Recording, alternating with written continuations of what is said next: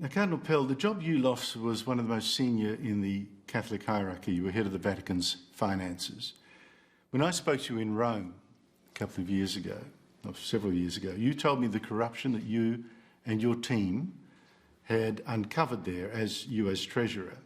You told me of a cardinal being found with a suitcase full of cash. You've told of shonky deals. You said that the mafia may have been involved. You were not sure.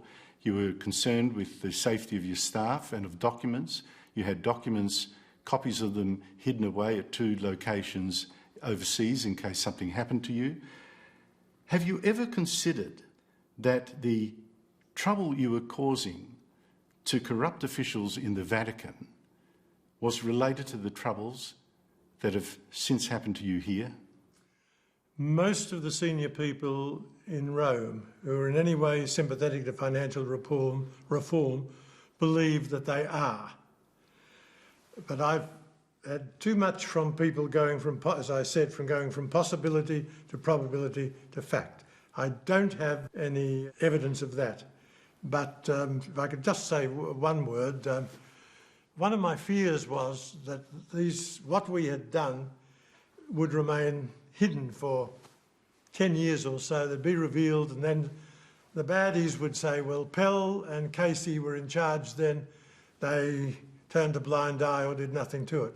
Now, thanks be to God, all that's gone, because there was a flurry of articles just before Christmas and around Christmas exposing all sorts of things, like a disastrous purchase, actually a couple of them, in London.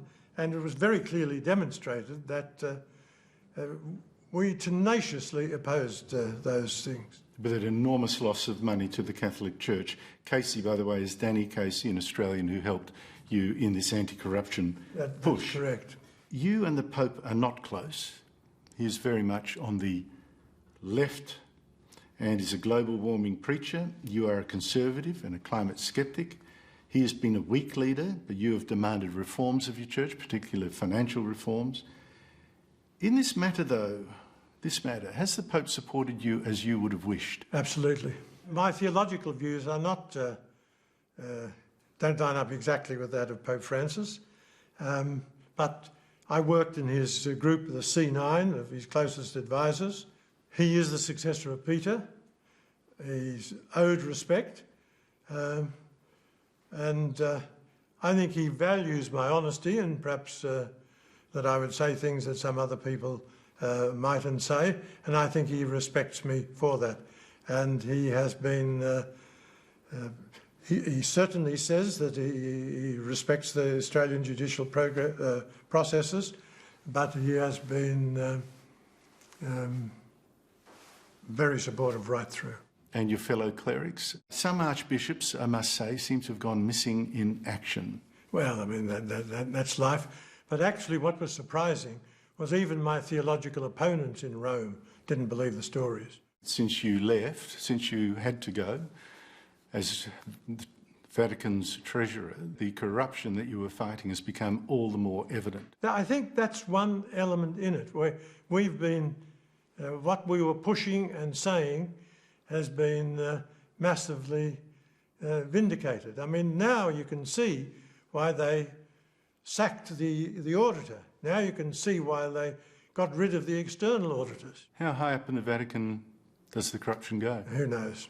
It's a little bit like Victoria. You're not quite sure where the vein runs, how thick and broad it is, and how high it goes. I've described it as running right to the feet of the Pope, not to the Pope personally, but right up to the very feet of the Pope. Would I be wrong? Yes, I don't. I mean, the feet of the Pope, we've got Cardinal Pell in the Secretary of State. He's certainly not corrupt. Just how high up it goes is an interesting hypothesis. Well, I'm glad that you ruled out one man, but only one man.